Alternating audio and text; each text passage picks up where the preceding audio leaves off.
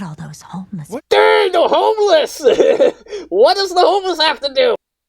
Hello, everybody. Welcome back. It's your boy RM. And today, let me talk about something, guys. Let me just tell you a little something about Velma, episode 8. I just watched it, and you know what? Fairly disappointed. You know the little tiny amount of character growth I said they actually slightly implemented last episode? And I was like, oh, is this a legit comeback? I got my hopes way too high.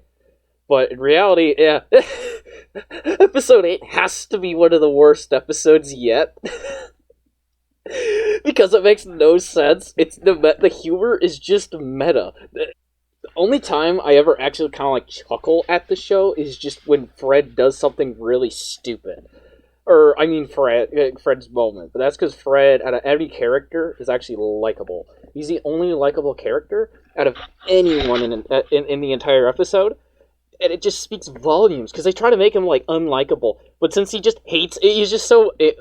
He's so stupid, but, like, he hates everyone at the same time. And he has, like, this, like, he's just mean to everyone. So then he comes off as funny, because you don't care about any other of the characters.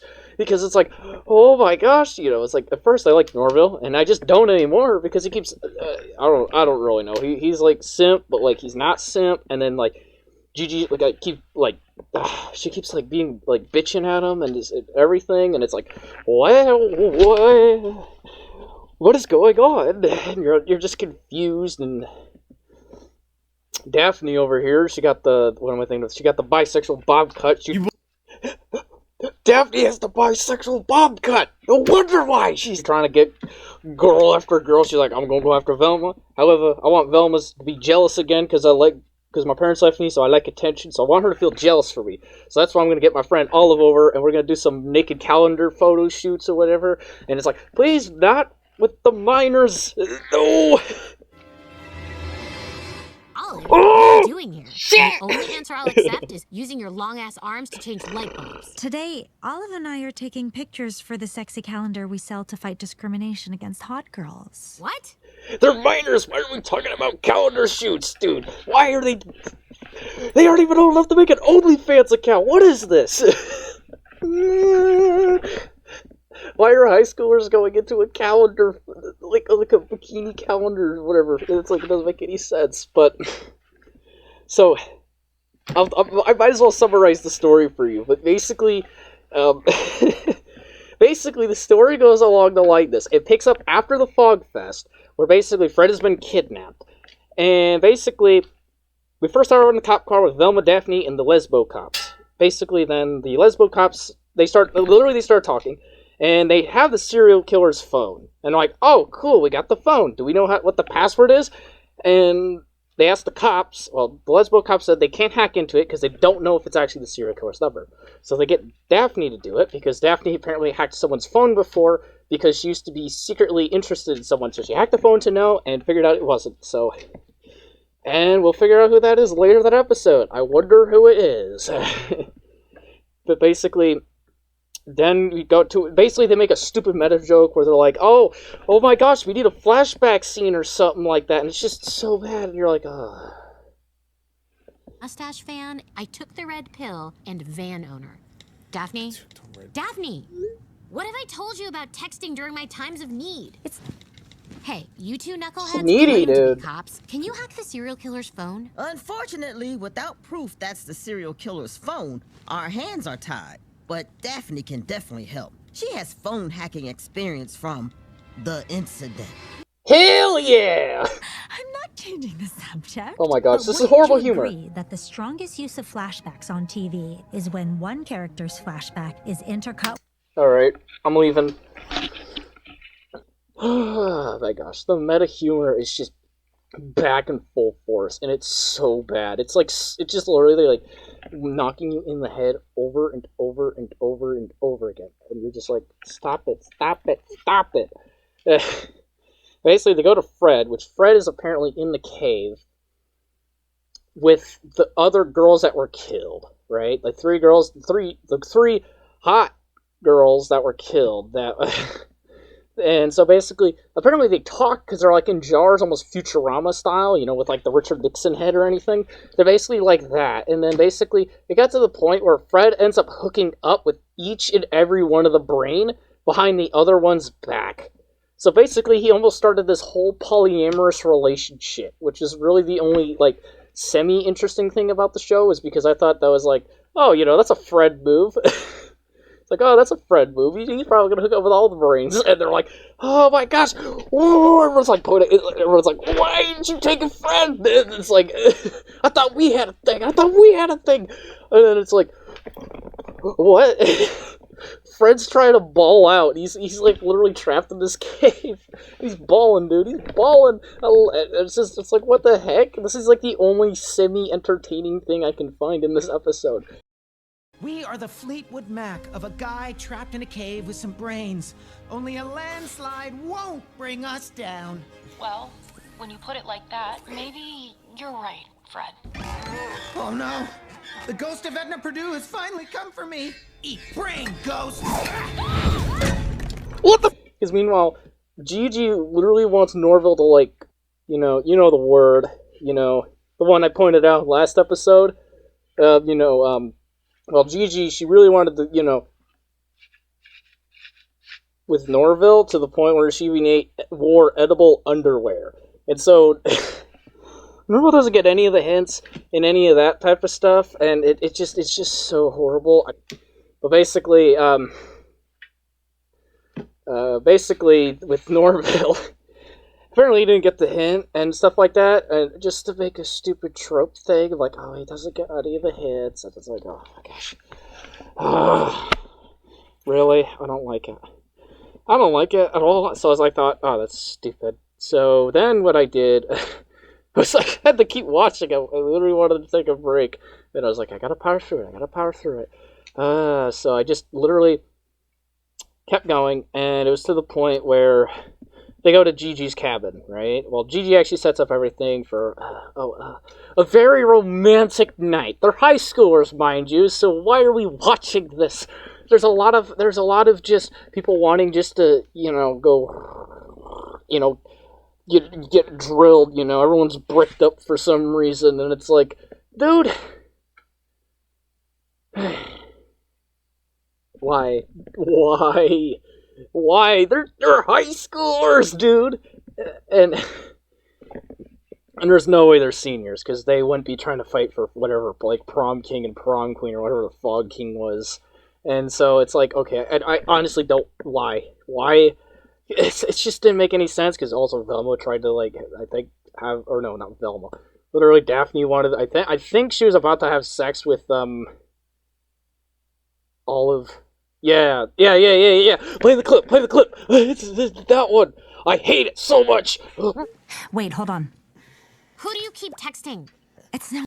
What the what is that? Hold on. Fine. Hold on. Wait, hold on. Who do you... What the hell?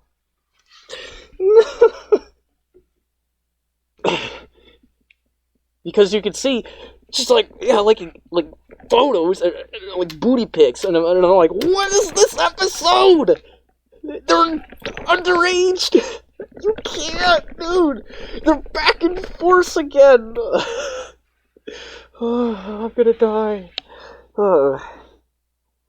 Man, this sucks, dude. So basically, super horny, and for some reason, they figure out, because Daphne wanted to leave, because Velma started faking hallucinations to get Daphne to come with her. Daphne figures out that Velma's actually faking them, so she leaves, and Gigi decides to go with Velma because Norville doesn't want to do the thing with her and ruin their weekend, because he brought Velma and Daphne with him, because he thought, hey, Gigi's not coming, so I want to use our cabin so we can go find the serial killer. But Gigi thought, oh, we're gonna go, bang bang together, and it's like, okay, fine. So they left. Basically, Norville said that, Velma hacked Gigi's phone, I think, one time when she was obsessed with her, which, I don't know why he knows that, but he just does. So then it's to the point where, oh, Velma used to like Gigi, and then, And then I thought they were just gonna go, like, bang each other, and then next thing you know, they're, like, on a rock cliff face, because they're like, oh, I think the serial killer's here. And then they fall somehow, and they somehow fall faster than a rock, and they're stuck. And then they literally fight, and then they somehow break the rock and fall even deeper into the cavern without breaking a bone or getting injured. So it's like, I don't get it. You guys literally fell like 300 feet, and you didn't die? I'm so disappointed. And so, and then eventually they finally find Fred, because Gigi and Norville, they leave. They just go. They leave, because Gigi says, we're leaving. Norville's like, okay. And they go to have an argument in the cabin.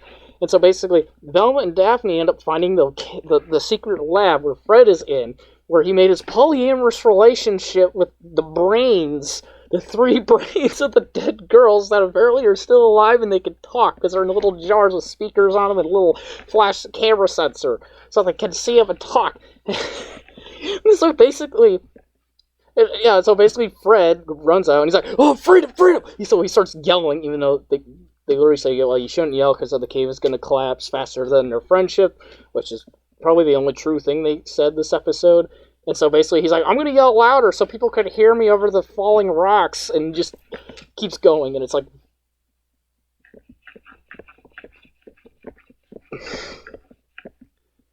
I like Fred, but that's just because he seems like he's actively trying to kill everyone else. And, I want everyone else to be dead besides Fred. So yeah, it's like, okay, yeah, you know what, that's fine. And so so then basically they end up getting trapped. So then basically they grab the jars, things starting to crack. They learn that Velma can barely jump, so it's like stupid. And so basically jumps across the gap, but then the rocks break underneath her and she falls, and her mother actually grabs her arm, because apparently her mother is here actually with the brains, is not the killer, but apparently is the cleaning lady? I don't really know, but basically grabs her arms, lift her up. They get into the mystery machine, no, let me quote the show, the mystery jalapeno. Scooby-Doo music plays, and it's like the mystery machine, but it's like metallic silver. It hasn't got painted yet, so it's like, what? No way. And they somehow make it out, and it's like, bro, what? And then it's like the episode ends, because it's like, then like the closed cliffhanger is Velma's mom's like, oh, I think I knew who killed them, and then she's like, wait, I don't really know who did. And she's like, I don't remember. And I'm like, dun dun dun. I don't give a. It's just, I don't care. That's so horrible. The meta humor is just god awful. Not to mention, they are literally they're like bashing on Scooby-Doo tropes now, and I hate it. Like, why are you bringing the mystery machine back, but just calling it the mystery jalapeno? I don't really know. And then literally, like, all that slight character progression you started to see, like in episode 7, that little amount of character progression we saw that made the episode just slightly better than the rest, because it actually focused on the plot and everything, it's just gone. Because sure, they're focused on the plot, you know what I mean? But it felt like it was more of a filler now, because like, oh, we're stuck, oh, we're trying to find the killer, we're stuck, and they did all the flashbacks, and it's like, oh boy, come on, really? And it's like they're all bickering and arguing, and there's like no sense of growth. It really feels like it was like rewind time, where we just like rewind. No one is actually gonna learn. Everyone's gonna go back to just killing each other at the same rate they were in episode 1. And it's like, oh my gosh, dude, really? You suck, Mindy Kaling. Hey. That's all I got for today. Like and subscribe, hit the like button, something like that along the lines. Goes a long ways. Comment. And I am out. And hopefully, I'm just going to go pass out. You're saying if this was a flashback in your point of view, in order for it to be earned, we'd have to cut to, I don't know, Fred? Oh my gosh! What the hell? Exactly. I like it when they use a title card with the character's name when they cut to a different flashback. Now that's Not funny! This feels lazy. What? Feels lazy. It's stylized. It's Tarantino. What is the incident? Fine, Fred. And there's a lot of upside. Like, you'll never have to touch an old person again. Thanks, babe. And maybe one day we can connect our jars like one of those hamster houses. I'd like that. But do you think what we're feeling is real? Or are we just making the best out of a terrible situation? What? Like when I got a tan at my grandma's funeral. I honestly don't know. But No! it sure seems real. Seems real?